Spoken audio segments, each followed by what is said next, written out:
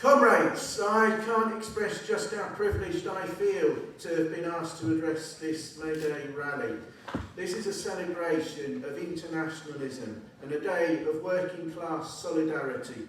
And today we need working class solidarity as much as we've needed it for well over 100 years since May Day began in 1886. And today in Britain, the cost of living crisis is only too real and it's deepening. In the year up to March 2023, according to the Office for National Statistics, the prices of food and non-alcoholic drinks have risen at the fastest rate in more than 45 years. We talk extensively these days about the rate of inflation.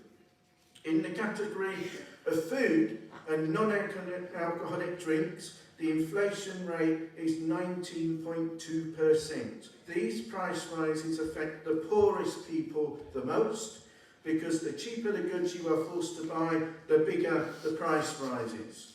And let's be clear, it's not wage rises that are driving these price increases, it's corporate greed, corporate profiteering that is driving them.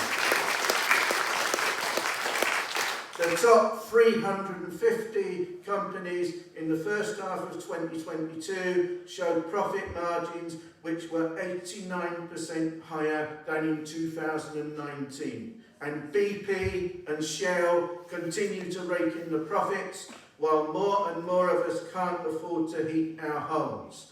These obscenities must be brought to an end.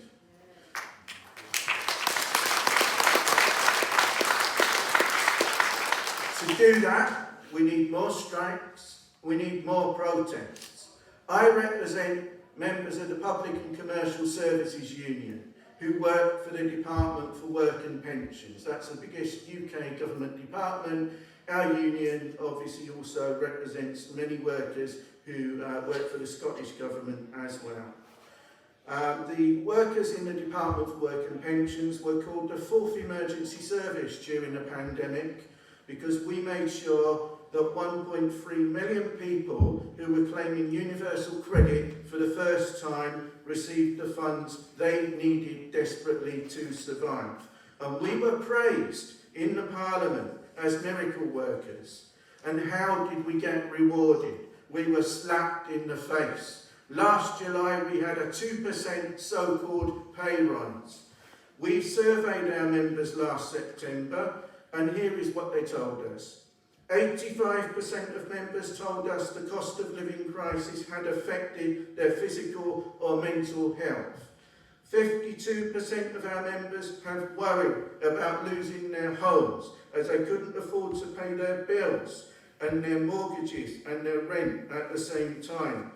40% of our members have had to use credit to pay for essential shopping. 35% have skipped meals because they had no food. Our members administer universal credit. What you might not know is that 20% of us are so low paid that we have to claim universal credit.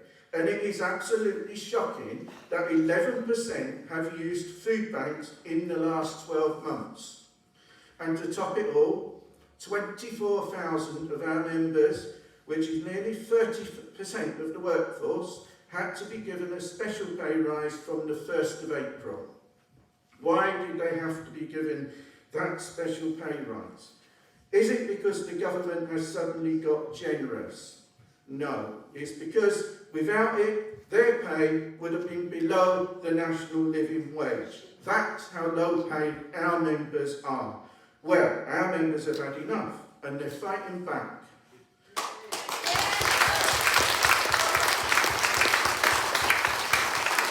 Our strike action has seen much bigger picket lines than we've had previously. On the 1st of February at the Mound, we had a joint rally with the UCU. 1,000 trade unionists, many PCS members with flags attended the rally. We've had extended, targeted action in some sectors, including the Pastoral Office. And this week, all of the job centres in Liverpool and in Glasgow have been on strike for the week.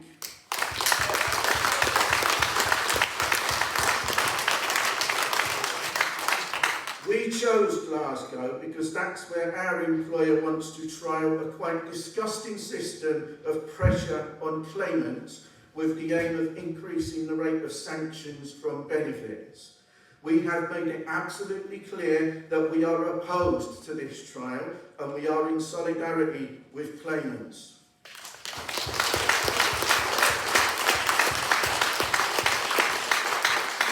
We need more strikes. We need to coordinate them across trade unions. At the same time, we must not be divided. We must vehemently oppose the hatred and racism which the UK government is trying to push in order to make us blame each other rather than uniting.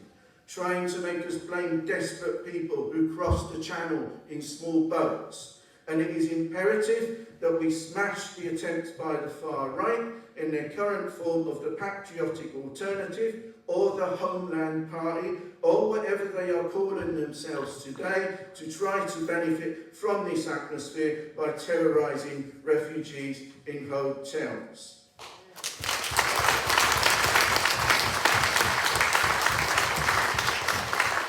And that is why it is absolutely essential to build the biggest possible turnout for the anti-racist protest in Erskine on the 21st of May, called by Yes to UC and Stand Up to Racism. That is why we must make it clear that refugees are welcome here. Buy a ticket for the coach from Edinburgh. Let's fill up that coach. Let's show that we won't let the racists divide us. Ask your trade union branches for donations towards the cost of the coach, because we won't be split, we will fight back together and we will win.